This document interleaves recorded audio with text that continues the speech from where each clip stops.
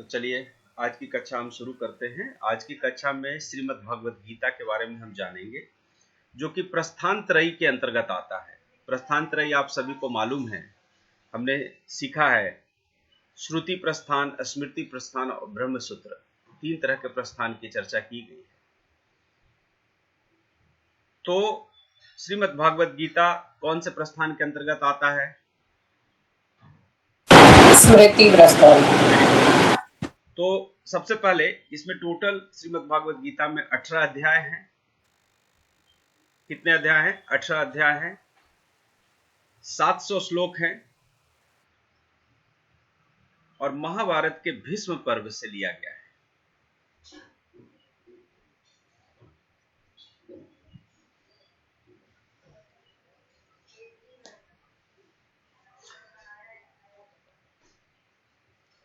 अगर गीता की बात की जाए तो जैसा कि हमने देखा कि 18 अध्याय है, तो जो सबसे पहला अध्याय से लेके हम 18 अध्याय का नाम लिखेंगे।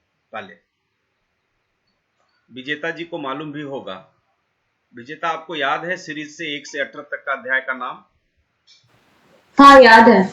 चलिए एक एक करके बोलते हैं। चलिए 1 नंबर पे अर्जुन विषाद योग लिखिए, अर्जुन विषाद योग। करेक्ट।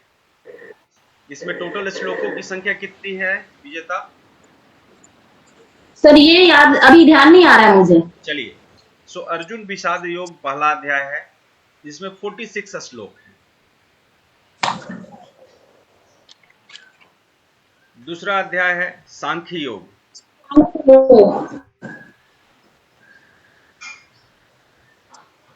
इसमें श्लोकों की संख्या 72 है। तीसरा है कर्म योग। राइट। इसमें 43 श्लोक हैं।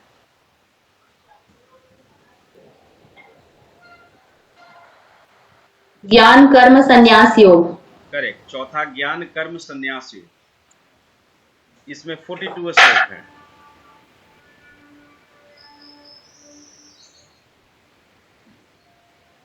कर्म संन्यास योग। पांचवा कर्म संन्यास योग, 28 श्लोक, 28 श्लोक। छठा बोलिए। आत्म संयम योग। करेक्ट। छठा है आत्म संयम योग, 47 श्लोक।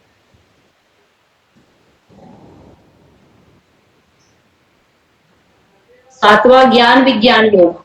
राइट। सातवां ज्ञान विज्ञान योग, 30 श्लोक हैं।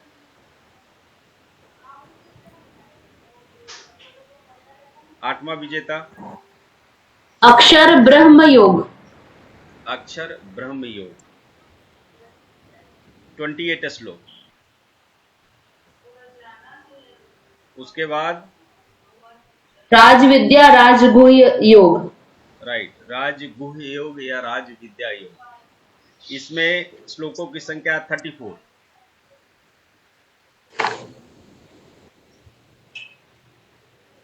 विभूति योग 10वां अध्याय। 10वां है विभूति योग, 42 श्लोक। 11वां, जिसमें कृष्ण भगवान ने अपना विराट रूप दिखाया था अर्जुन को, विराट रूप दर्शन योग या विश्व रूप दर्शन योग। विराट रूप दर्शन योग या विश्व रूप दर्शन योग। यहाँ पर आपने जो पिक्चर देखे हैं, जितना भी महाभारत सीरियल देखे होंगे, उसमें भगवान श्री कृष्ण दिखाते हैं अर्जुन को और अर्जुन उनके चरणों में बैठा है, विश्व रूप जो दिखाते हैं। ये 11 नंबर का चैप्टर है।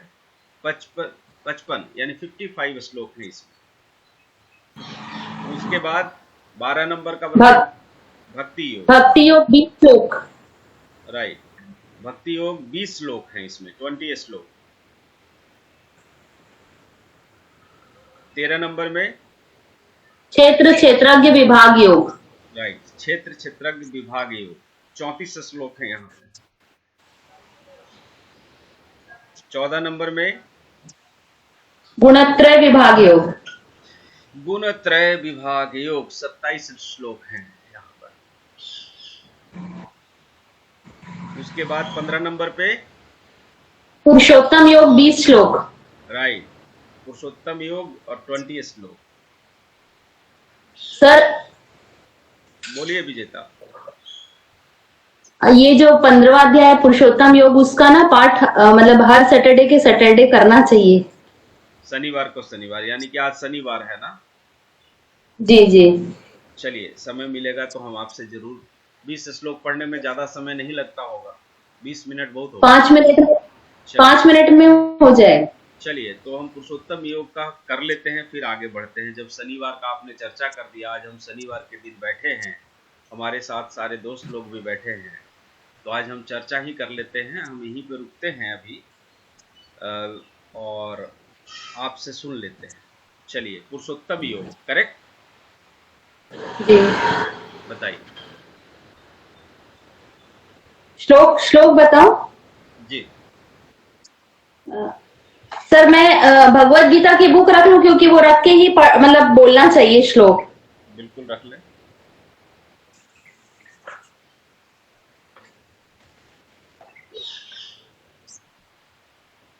बाकी लोगों को लिए भी सीखना है और इसी तरीके से हमें शनिवार को शनिवार कर ले। आज शनिवार से हम शुरू कर देते हैं। ये एक्चुअली इस अध्याय में भगवान ने संसार को एक पीपल का वृक्ष माना है, और पीपल का वृक्ष मतलब ये जो संसार की कल्पना उन्होंने उल्टे पीपल के वृक्ष के रूप में की है। और सभी को छोड़कर आप मेरी शरण में आओ, ऐसा उन्होंने अर्जुन को कहा है। तो उसको ही श्लोक के रूप में 20 श्लोक के माध्यम में भगवान ने समझाया है कि मैं किस किस रूपों में संसार में विद्यमान हूँ। तो हम प्रारंभ करते हैं। ओम श्री परमात्मने नमः। श्रीमद् भगवद गीता अथ पंचदशोऽध्यायः। श्री भगवानुवाच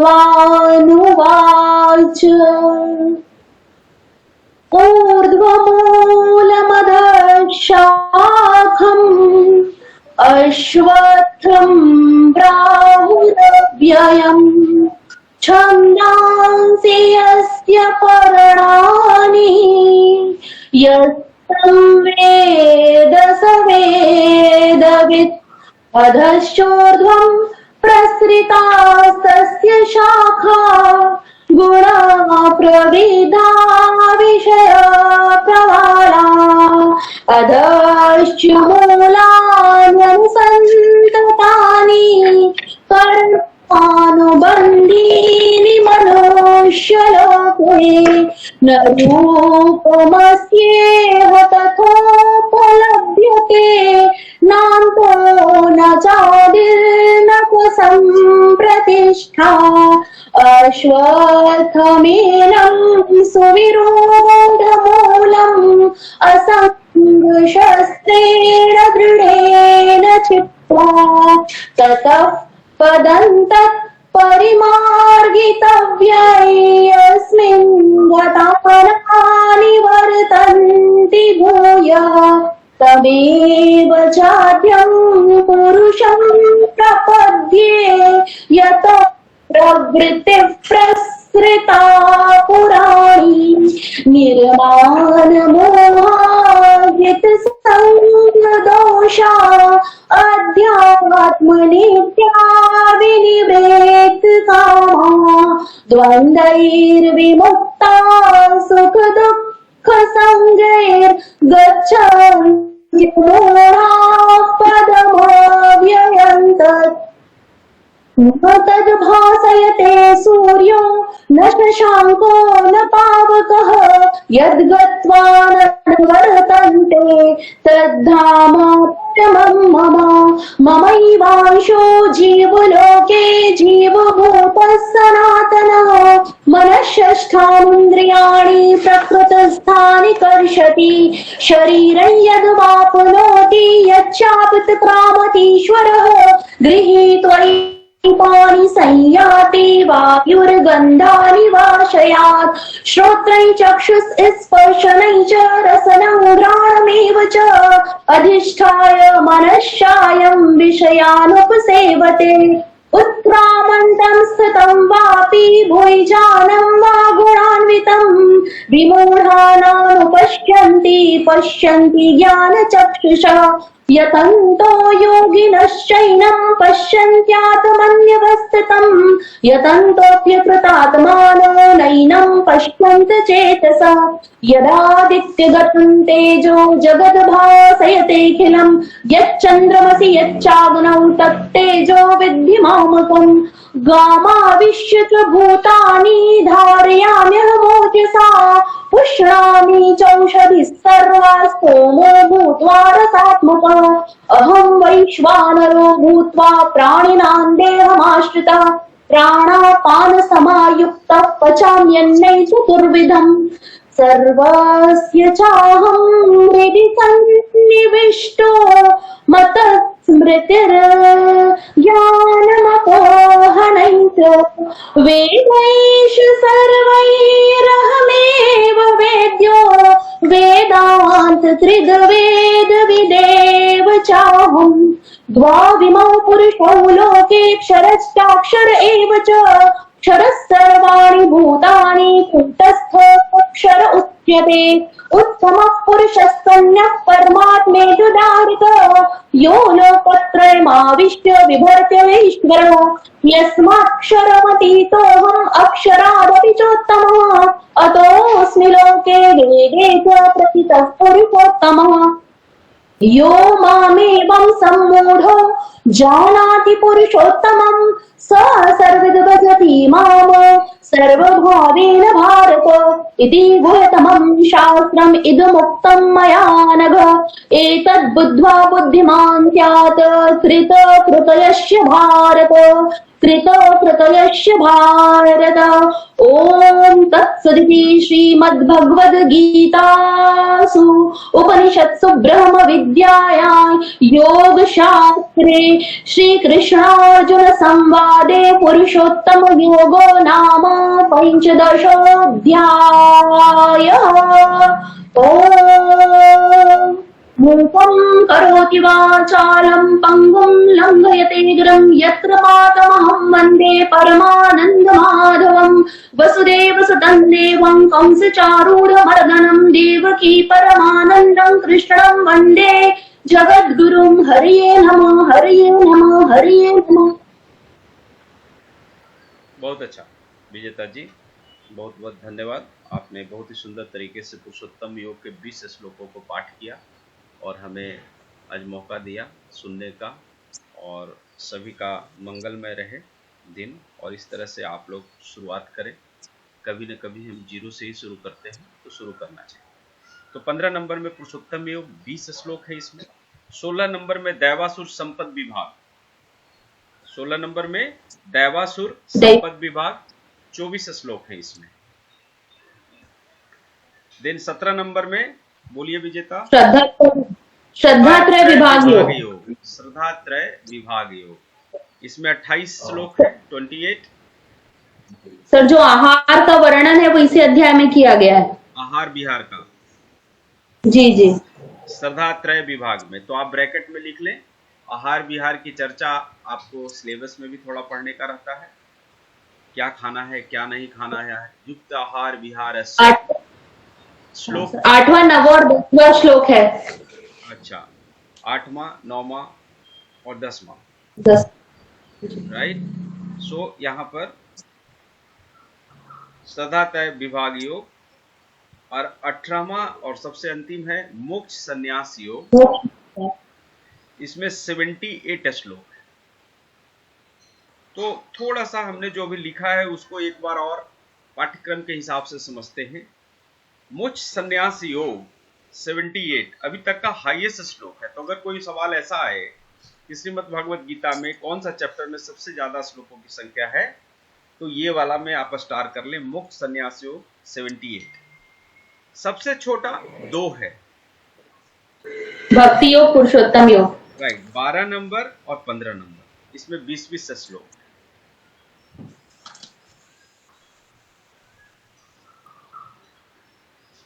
इसको इस तरीके से डिवाइड किया गया है 6-6-6 3 पार्ट में।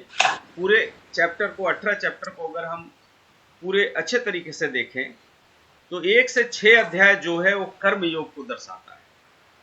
तो 1 नंबर से 6 नंबर तक के आप एक लाइन खींच दें और ये कर्म योग के बारे में बताता है, यानी कि अर्जुन विषाद योग से लेके आत्म संयम योग तक 1 से 6 अध्याय तक कर्मयोग है। 7वां से 12वां ज्ञान योग, ज्ञान योग के बाजू में सांख्य योग भी कहा गया है। 7 से 12 ज्ञान योग के बारे में बताया गया है और 13 से 18 वो भक्ति योग के बारे में बताया गया है। तो यहां पर आपने देखा कि श्रीमद् भागवत गीता यह अतुलनीय ग्रंथ है और इसके अलावा मुख्य रूप से जितने भी नाम 1 से 18 तक आपने देखा, सबके अंत में योग चर्चा हो रहा है, योग लिखा हुआ है। तो यानी योग की एक संपूर्ण और उत्कृष्ट पुस्तक है जो धर्म तो बताता ही है, योग की भी सारी बातें बताता है। और कर्म योग, ज्ञान योग और भक्ति योग को बृहत रूप में 6 चैप्टर के माध्यम से बताया गया है। अब हम देखते हैं कि आपके सिलेबस के हिसाब से क्या क्या इसमें इंपॉर्टेंट पॉइंट्स हैं। तो सबसे पहला पॉइंट लिखते हैं, आपने ये तो लिख लिया है, महाभारत के भीष्म पर्व के अंतर्गत श्रीमद् भागवत गीता का उल्लेख किया गया है। इसमें एकेश्वरवाद कर्मयोग, ज्ञान योग और भक्ति योग के माध्यम से सुंदरता से वर्णन किया गया है। इसमें एकेश्वरवाद, कर्मयोग, ज्ञान योग और भक्ति योग। ज्ञान योग को फिर से मैं यहां पे बताऊंगा, सांख्य योग का नाम दिया जाता है। तो जो कपिल मुनि का सांख्य दर्शन है वो बिल्कुल अलग है, यहां पे योग कहा गया, सांख्य योग। तो दोनों में अंतर को समझना है, कंफ्यूज नहीं होना है। इसमें एकेश्वरवाद, कर्म योग, ज्ञान योग और भक्ति योग को सुंदरता से वर्णन है। इसमें क्षेत्र और क्षेत्रज, क्षेत्र का मतलब होता है देह, शरीर, और क्षेत्रज का मतलब होता है जीवात्मा का वर्णन है। क्षेत्र और क्षेत्रज का मतलब, क्षेत्र का मतलब देह और क्षेत्रज का मतलब जीवात्मा। देह को 36 तत्वों में माना गया है। यहां पर श्रीमद् भागवत गीता के अनुसार देह को 36 तत्व प्लस 1 जीवात्मा प्लस 1 पुरुष माना गया है। तो टोटल आपने देखा होगा 36 तत्वों प्लस 1 जीवात्मा 1 पुरुष माना गया है।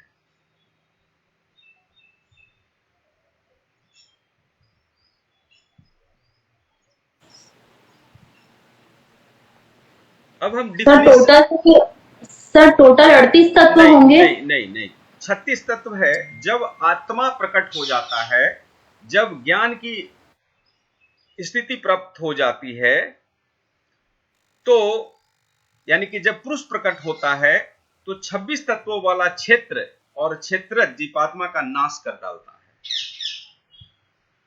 ठीक है, तो आपको लिखना है यहां देह को 26 तत्वों प्लस 1 जीवात्मा और 1 पुरुष से वर्णन किया गया है। पूरी जो व्याख्या की गई है इस तरीके से की गई है। बाकी इसके बारे में अलग से हम क्लास में डिस्कस करेंगे। अभी अगर उस पर जाएंगे तो जो ऑब्जेक्टिव छोटे छोटे पॉइंट्स है वो छूटेंगे। आगे लिखे डिफिनीशन ऑफ योगा इन भगवत गीता। भगवत गीता में कहां पर डिफिनीशन बताए गए हैं योग के बारे में, यह बहुत ही इंपॉर्टेंट है। जितने भी एग्जाम होती है यह प्रश्न रहता ही रहता है। तो लेवल 1 हो या 3 हो या 2 हो या कोई भी लेवल आप दे रहे हैं, इसमें आपको देखना है। चैप्टर नंबर 2 श्लोक नंबर 48 यहां से शुरू होता है। योगस्थ कुरु कर्माणि संग त्यक्त्वा धनंजय सिद्ध सिद्धियो समो भूत्वा समत्वम योग उच्यते। राइट, ये सबको याद है आप लोगों को? कौन कौन बता सकता है श्लोक को पाठ करके बिना देखे हुए? हैंड रेज करें। पूजा जी ने कहा है, विजेता जी ने कहा है, बाकी लोगों को मैंने बार बार बोला है यह श्लोक याद ही करना है। फाल्गुनी जी ने भी बोला है। तो फाल्गुनी जी आप बताएं, ये श्लोक का पाठ करें।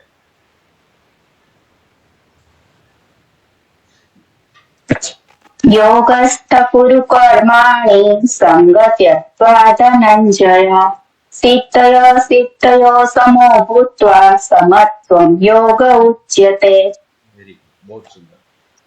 ये चैप्टर नंबर 2 श्लोक नंबर 48। उसी तरह से चैप्टर नंबर 2 श्लोक नंबर 50 में भी योग की व्याख्या की गई है। इसको कौन कौन बता सकते हैं? विजेता बताएंगी, पूजा जी बताएंगी। ये भी याद करने लायक है। पूजा जी आप बताएं।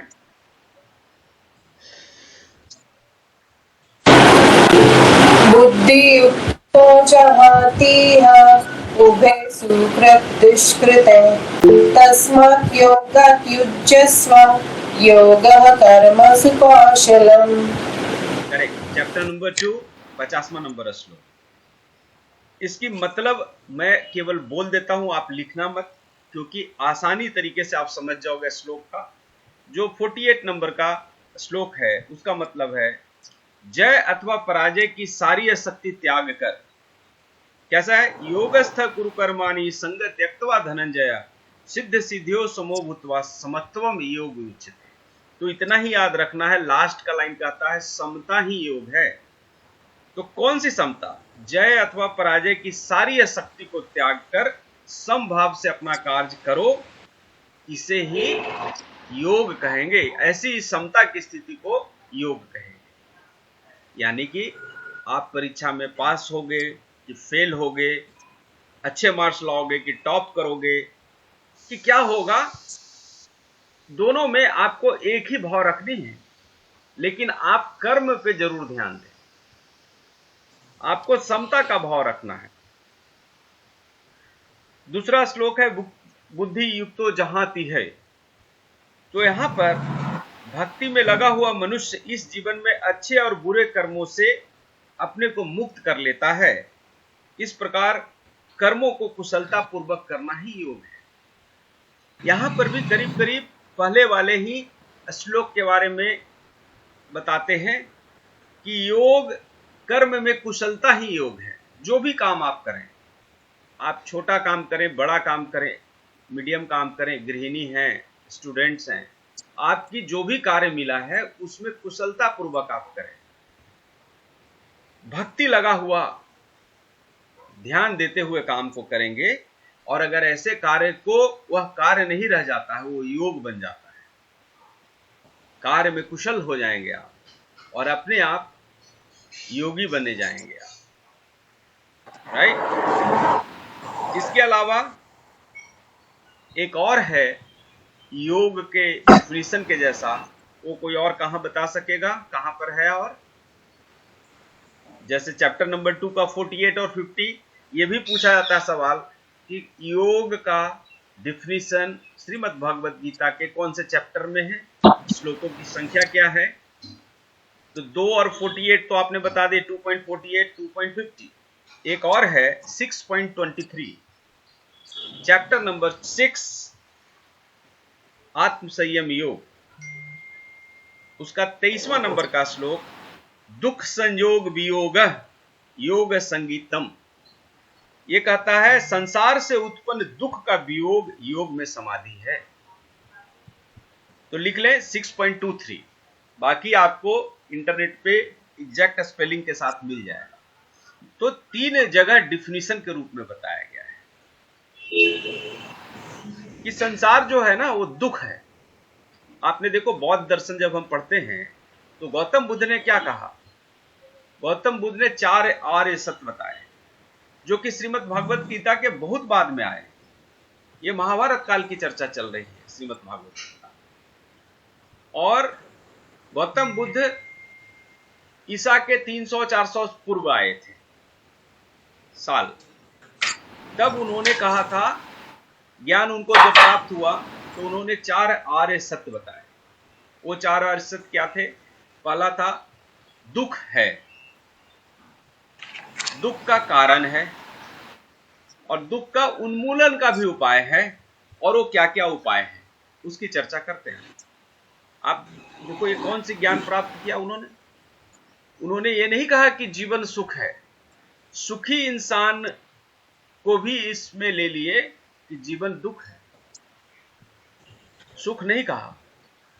सुखी इंसान को हमेशा इस चीज का दुख रहता है कि कहीं मेरा सुख छीन न जाए, यानी कि सत्य क्या हुआ, दुख। जिंदा मनुष्य है तो उसको हमेशा डर सताता है, दुख होता है कि किसी दिन मैं मर न जाऊं।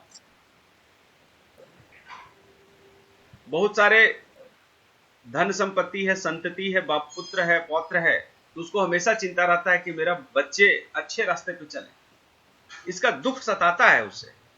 तो गौतम बुद्ध ने एक माना कि सुख और बाकी चीजें तो बाद में प्राप्त होती है, जीवन मिला है तो एक सत्य है कि वो उसी दिन से दुख है। तो जीवन दुख है, दुख का कारण है, दुख का उन्मूलन का उपाय है, और उपाय क्या क्या है, ये 4 आर्य सत्य उन्होंने प्राप्त किए, ज्ञान प्राप्त किए। इतना मेडिटेशन करके गया में उनको एक ज्ञान प्राप्त हुआ कि जीवन कुछ नहीं है, जीवन दुख है। अगर ऐसा बोलो तो निगेटिविटी लगता है कि क्या यार निगेटिव बात कर रहे हो, बट एक्चुअली उन्होंने हर चीज इसमें समा दिया।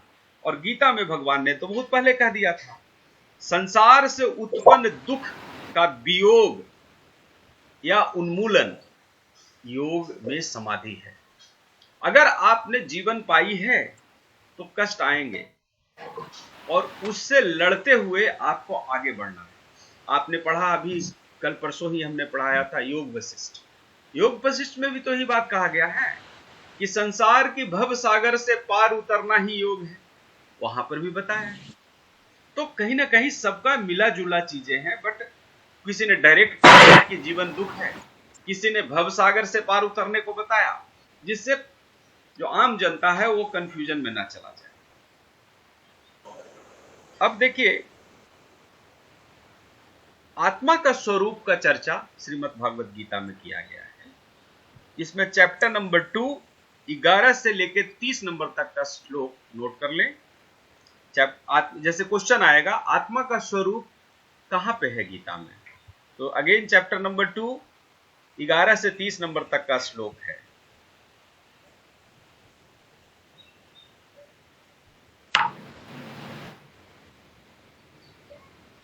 ग्यारह से 30 नंबर तक का। इसके अलावा एक आता है स्थिति प्रज्ञ। स्थिति प्रज्ञ की चर्चा आती है, तो स्थिति प्रज्ञ के बारे में श्रीमद् भागवत गीता में चैप्टर नंबर अगेन 2 54 से 69 तक का श्लोक में चर्चा किया गया है।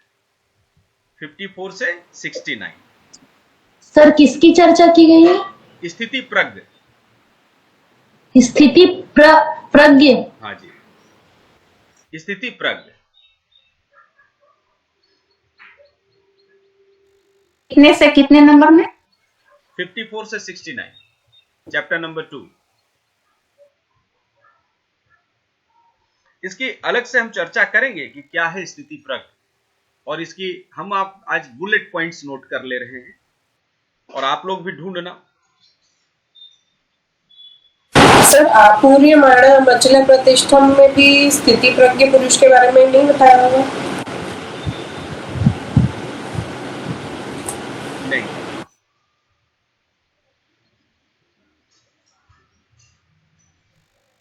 सो चैप्टर नंबर 2 54 से 69 तक का श्लोक है स्थिति प्रज्ञ। स्थिति प्रज्ञ का मतलब इतना ही आप शॉर्ट में नोट कर लें, स्थिर बुद्धि वाला, सुख दुख में विचलित नहीं होने वाला व्यक्ति को स्थिति प्रज्ञ कहेंगे। स्थिर बुद्धि वाला, सुख और दुख की स्थिति में भी विचलित नहीं होने वाला को स्थिति प्रज्ञ कहेंगे। यानी कि ऐसे व्यक्ति में राग, भय, द्वेष और क्रोध नष्ट हो जाते हैं, उसको कुछ फर्क ही नहीं पड़ता।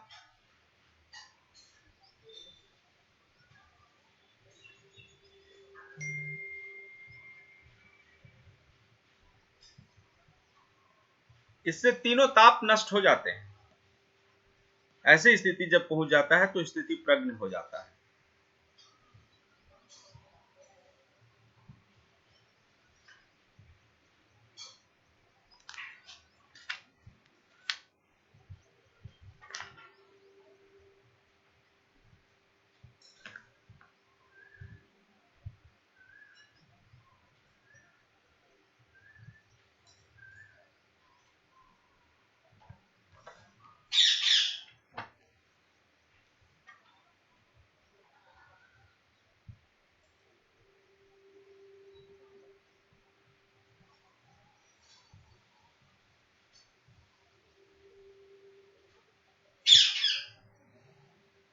कर्मयोग की परंपरा, कर्मयोग की परंपरा चैप्टर नंबर 4 1 से 10 नंबर तक का श्लोक। श्री कृष्ण जी इसमें कहते हैं कि सबसे सृष्टि के प्रारंभ में मैंने ये गीता का ज्ञान सूर्य को दिया। तो आप नोट कर ले सीरीज। सबसे पहले श्री कृष्ण भगवान अपने आप को विष्णु के अवतार में हैं, तो वो कहते हैं कि सबसे पहले ये जो गीता का ज्ञान है सूर्य को दिया। उसके बाद सूर्य ने मनु को दिया, मनु ने इक्ष्वाकु को दिया, भगवान ने सूर्यदेव को दिया, सूर्यदेव ने मनु को दिया, मनु ने इक्ष्वाकु को दिया, इक्ष्वाकु ने गुरु शिष्य परंपरा को दिया,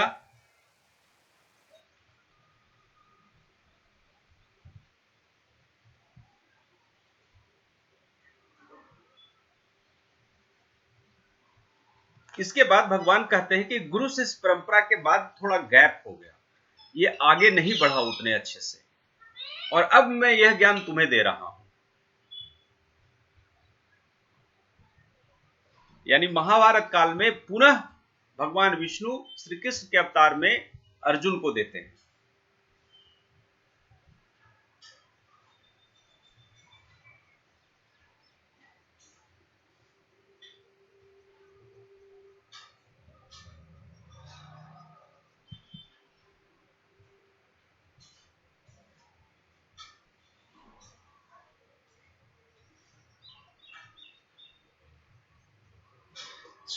यहां पर अवतारवाद की अवधारणा दिखाते हैं। अवतारवाद की अवधारणा है, कर्मयोग की परंपरा को आगे बढ़ाते हुए अवतारवाद की अवधारणा कहते हैं। भगवान क्या कहते हैं? चैप्टर नंबर 4 में कहते हैं, भगवान खुद स्वीकार करते हैं, यानी स्वयं ईश्वर स्वीकार करते हैं कि मैं भी कर्म यानी कि धर्म स्थापना, मैं भी कर्म व धर्म स्थापना करने के लिए बार बार जन्म लेता रहता हूं। अब यहां पे श्लोक बहुत फेमस है, चैप्टर नंबर 4 का 7वां और 8वां। यदा यदा हि धर्मस्य, बोलिए विजेता अच्छी आवाज में। यदा यदा हि धर्मस्य ग्लानिर्भवतु भारत अभ्युत्थानं धर्मस्य तदात्मानं सृजाम्यहम् परित्राणाय साधूनां विनाशाय च दुष्कृताम् धर्म संस्थापनार्थाय संभवामि युगे युगे। महाभारत, ये श्लोक आप सबने सुना होगा। हाँ? जब भी महाभारत सीरियल शुरू होता था तो ये श्लोक से शुरू होता था। आज हमें ज्ञान प्राप्त हुआ कि ये कर्म योग के बारे में भगवान कहते हैं कि कर्म के बंधन से कोई मुक्त नहीं हो सकता, यहां तक कि ईश्वर भी मुक्त नहीं हो सकता। कर्म योग की बहुत बड़ी व्याख्या है, लेकिन ये कहते हैं खुद भगवान कि जब जब धर्म की स्थापना की जरूरत पड़ेगी और वहां पर कर्म की जरूरत पड़ेगी तो मैं अवतार लेते रहूंगा और धर्म की स्थापना को करते रहूंगा। राइट? और वो क्यों लेंगे? तो जो उनका काम है वो करेंगे, दुष्टों को विनाश के लिए, साधु जनों को उद्धार के लिए लेते रहेंगे।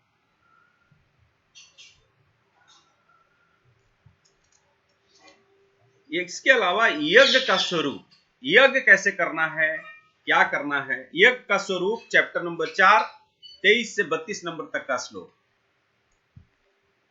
उन्होंने बहुत अच्छे तरीके से कहा है कि किस तरीके से यज्ञ करना है, आहुति देनी है, तप करना है, अष्टांग योग कैसे करा जाता है। यहां पर 4 चैप्टर नंबर 4 23 से 32, 23 और उल्टा 32 यज्ञ का स्वरूप के बारे में यहां पर उन्होंने बताया है।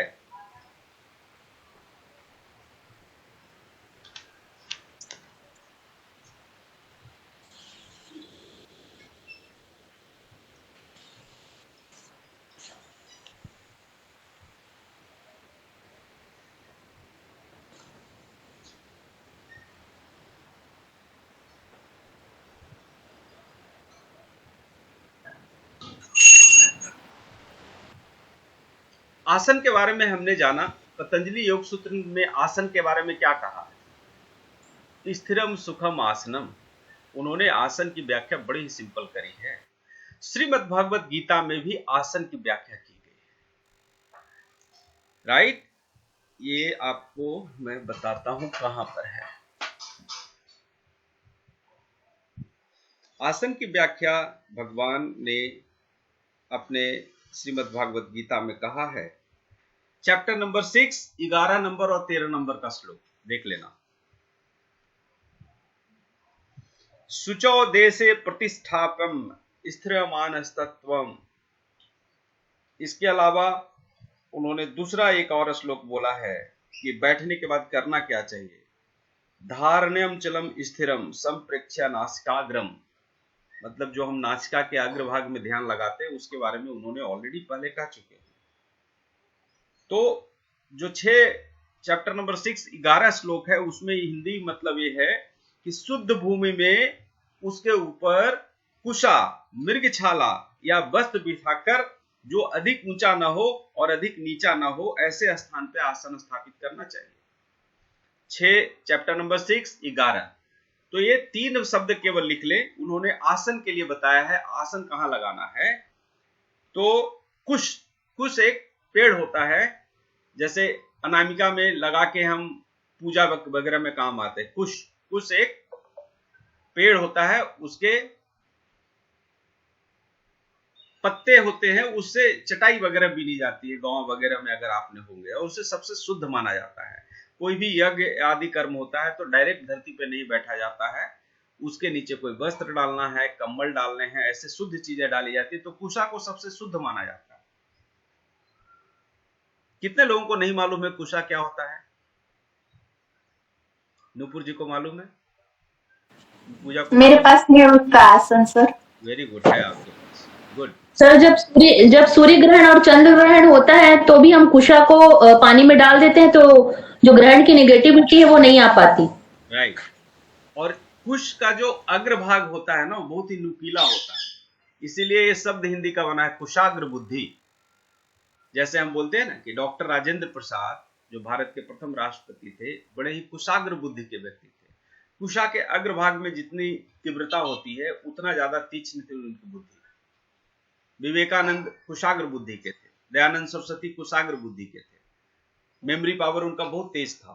तो यहीं से हिंदी शब्द भी बना है कुश से। तो 3 तरह की आसन की बात की ही श्री भगवान कृष्ण ने।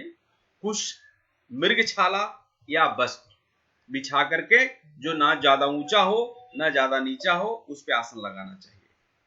दूसरे श्लोक के माध्यम से उन्होंने बोला है अपनी शरीर को, सिर को और गर्दन को समान अचल धारण स्थिति करके अपनी दृष्टि को नासिका के अग्रभाग में लगाएं, ना कि अन्य दिशाओं में देखें। दूसरी स्थिति बैठने की स्थिति से उन्होंने कहा है।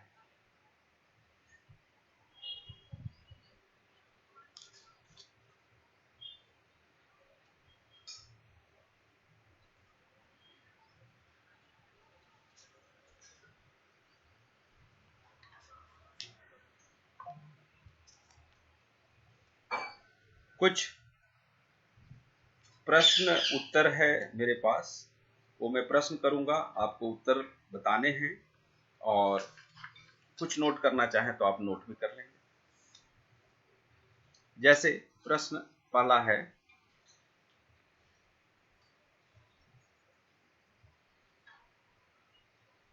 गीता में भगवान ने कुल कितने श्लोक बोले? श्रीमद् भागवत गीता में खुद भगवान श्री कृष्ण ने कितने श्लोक बोले हैं? 700 श्लोक तो हमने जाना टोटल है, बट भगवान ने कितने श्लोक बोले हैं? 574। करेक्ट, 574, 574 श्लोक भगवान श्री कृष्ण ने बोले हैं। आउट ऑफ 700 574 श्लोक भगवान कृष्ण ने बोले हैं। संजय ने 40 श्लोक बोले हैं। अर्जुन ने 85 श्लोक बोले हैं।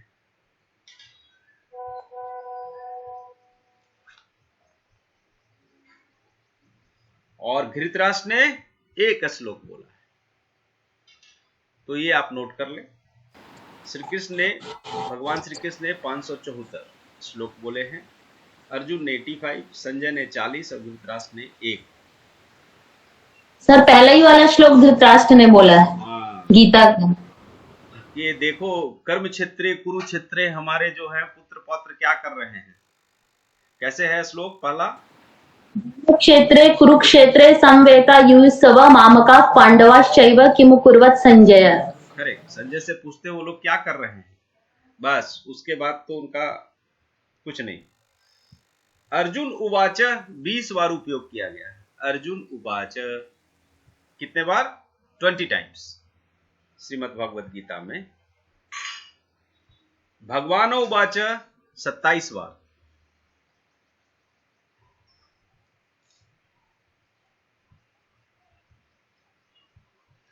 गीता महात्म्य, गीता अपने बारे में खुद अपनी महत्ता बताती हैं। ये चैप्टर नंबर 18 के 68 से 71 नंबर का श्लोक में गीता के बारे में खुद महत्व बताई गई है। चैप्टर नंबर 18 लास्ट सर 68 से 71 3 श्लोक हुए ना, 68, 69, 70, 71 4 श्लोक के माध्यम से। गीता में जो छंद है वो कौन सा छंद है? कौन से छंद में गीता? दुष्टुप छंद, अनुष्टुप छंद, अनुष्टुप छंद, अनुष्टुप छंद। हाँ, और त्रिप्टु भी है ना, कहीं पे भी त्रिप्टु भी है ना? नहीं, दुष्टुप छंद और अनुष्टुप छंद है। दुष्टुप। गीता में अनुष्टुप छंद है। अनुष्टुप छंद में 32 अक्षर होते हैं, 32 अक्षर होते हैं। गीता जयंती कब मनाई जाती है? एकादशी। गीता जयंती मार्गशीर्ष शुक्ल पक्ष एकादशी को मनाई जाती है। एकादशी मार्गशीर्ष शुक्ल पक्ष एकादशी, नोट कर ले।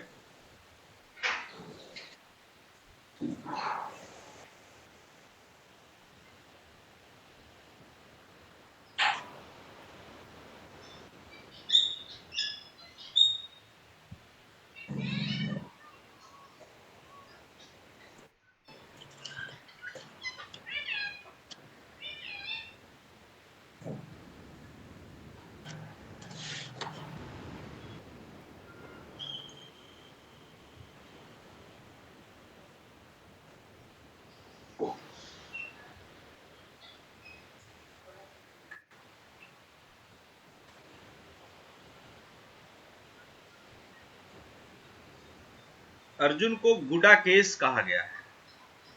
अर्जुन को गुडाकेश प्रायवाची शब्द है, अर्जुन का दूसरा नाम है गुडाकेश। इसका मतलब क्या होता है? तो नींद को जीतने वाले को गुडाकेश, जो नींद को जीत लिया हो, जो नींद को जीत लिया हो उसे गुडाकेश कहते हैं।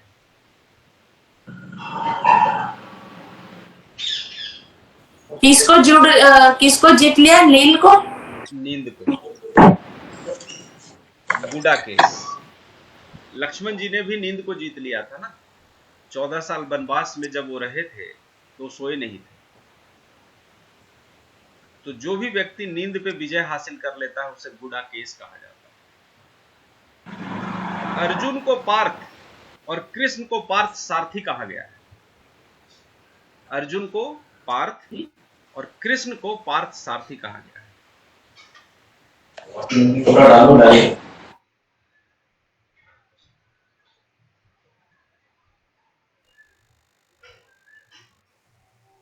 महाभारत युद्ध में कौरवों की टोटल सेना कितनी थी? कौरवों के पास था 11 अक्षौहिणी सेना। अक्षुण सेना बोलते हैं क्या सर इसी को? अक्षौहिणी, अक्षुण नहीं, 11 लिख लो, 11 अक्षौहिणी। मैं बताता हूं अक्षौहिणी क्या होता है।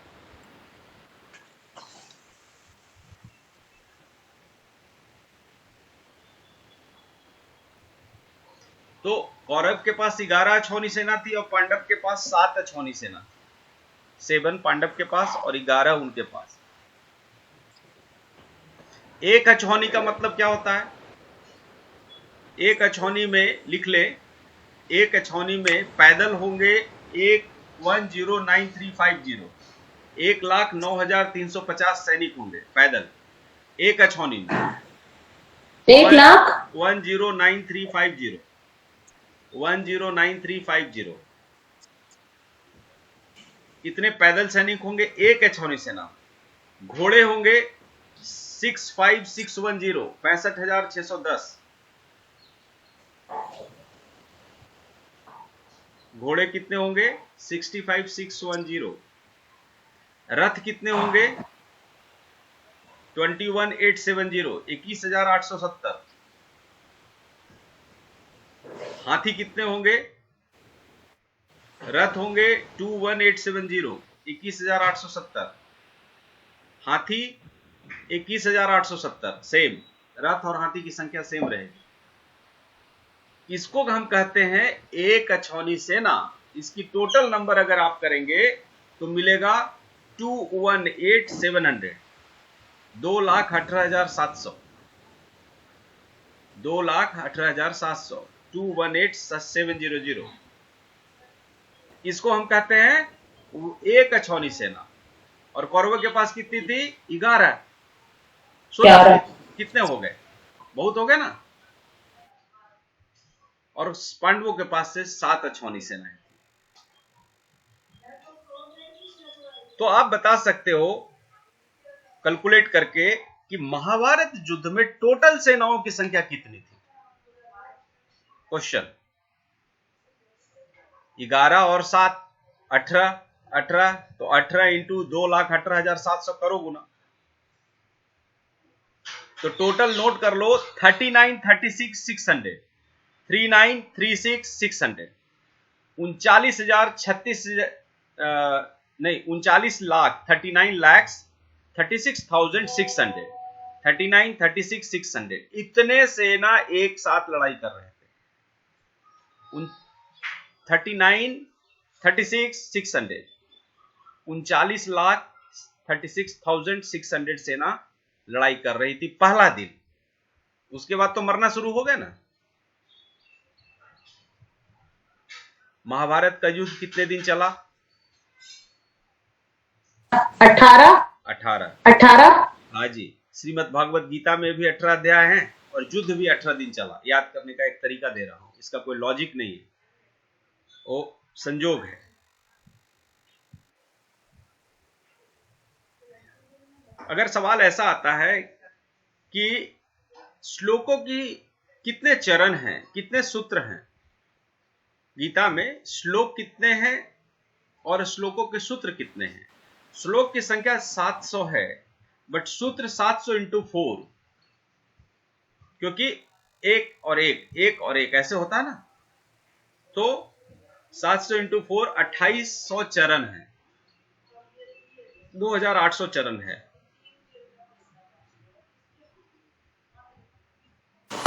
सर सूत्र यानी चरण कि आप कैसे बोलते हो श्लोक? कोई भी श्लोक बोलेंगे तो 4 पार्ट में डिवाइडेड है। 4 भाग। हाँ 4 भाग में। हाँ उसको सूत्र कहा गया है। अच्छा।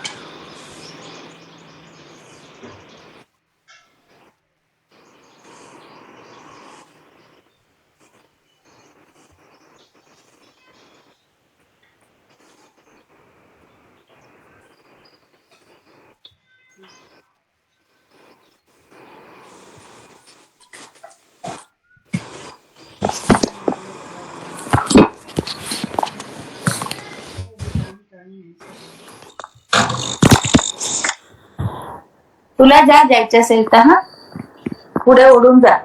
अरे वाह, चांगलं दिसतंय। या शर्टाचा कलर मला फार आवडला होता। ती गेली ना। अंतःकरण के बारे में सबसे पहले श्रीमद् भागवत गीता में ही बताया गया है।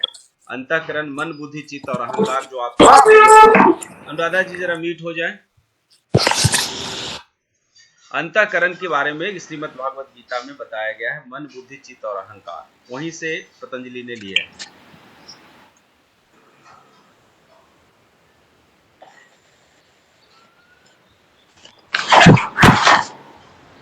अर्जुन को भगवान धनंजय क्यों कहते हैं?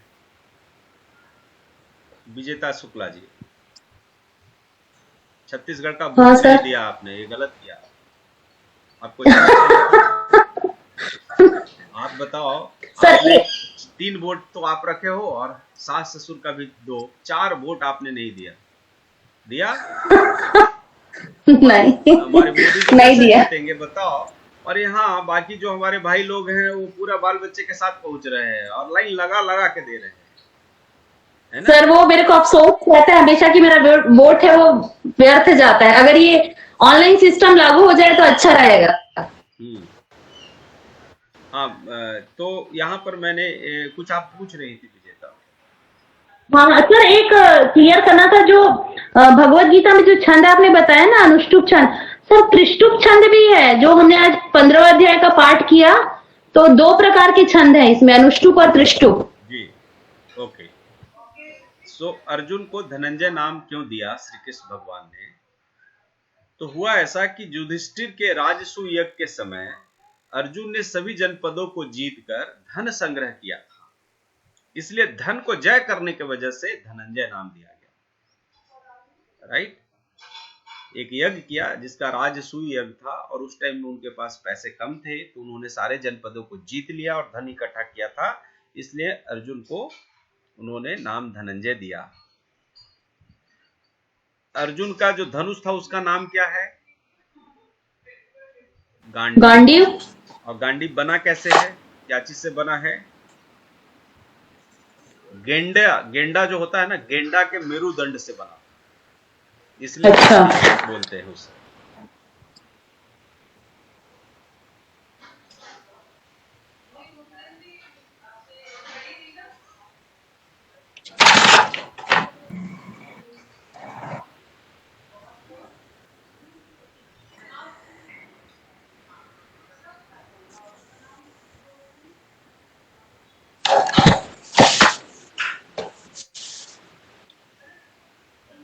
सर मैं वीडियो ऑफ कर सकती हूँ? हाँ जी। धनंजय यानी कि अर्जुन का जो शंख था उसका नाम क्या है?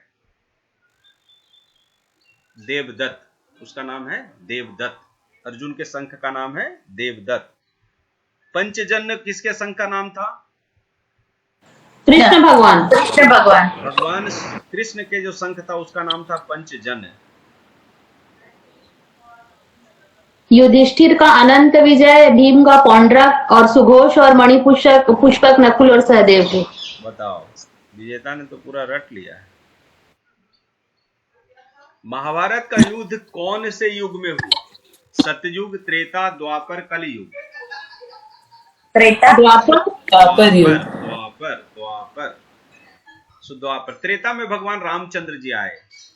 राम, लक्ष्मण और सीता, ये 3 मेन कैरेक्टर है ना, तो याद रखने के लिए त्रेता मतलब 3 कैरेक्टर और 3, है ना। इस तरह से राम लक्ष्मण सीता का, राम लक्ष्मण जानकी, जय बोलो हनुमान की, बोलते हैं ना। तो त्रेता में 3 कैरेक्टर, त्रेता वहां पर है। और द्वापर में कृष्ण और अर्जुन 2 कैरेक्टर है, तो 2 से द्वापर, ऐसे याद रखो।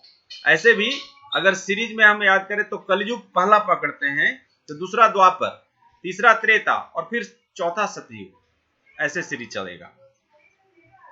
ठीक है।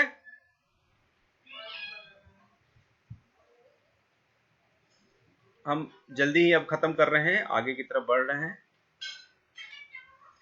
धर्मराज युधिष्ठिर का जो शंख था उसका नाम नोट कर ले, विजेता ने तो बता दिया, अनंत विजय। युधिष्ठिर, धर्मराज युधिष्ठिर का जो शंख था उसका नाम था अनंत विजय।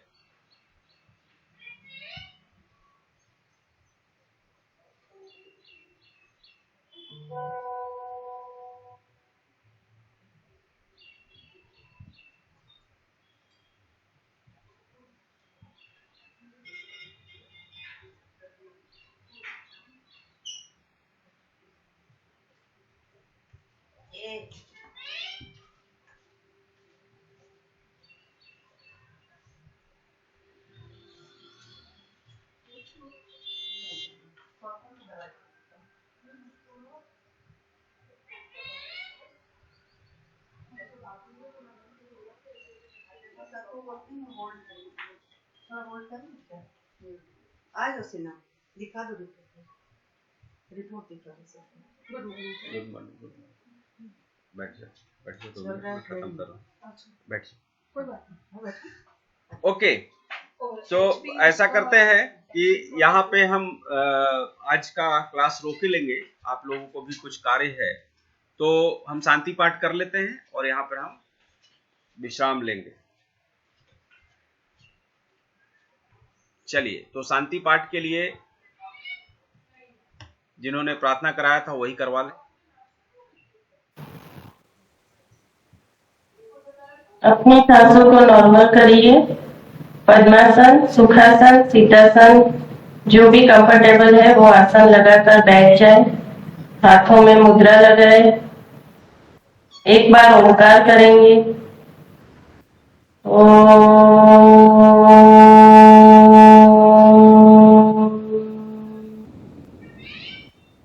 दोनों हाथों को जोड़कर अपने अनाहत चक्र के पास लाए और शांति पाठ करेंगे।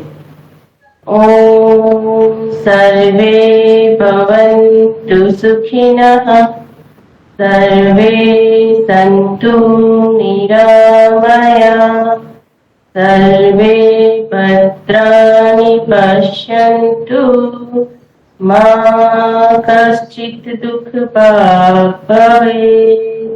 ओम शांति शांति शांति। हरि ओम। अपने दोनों हाथों को अपने सर के ऊपर लेकर जाए। आपस में घर्षण करते हुए नीचे आज्ञा चक्र तक लेकर आए। उसमें जो ऊर्जा उत्पन्न हुई है उसको अपनी आंखों पर लगाए, चेहरे पर लगाए, पूरे शरीर पर लगाए और धरती माँ को नमन करते हुए धीरे से आंखें खोल दे। बहुत अच्छा। हरि ओम। आप सभी का मंगलमय हो दिन।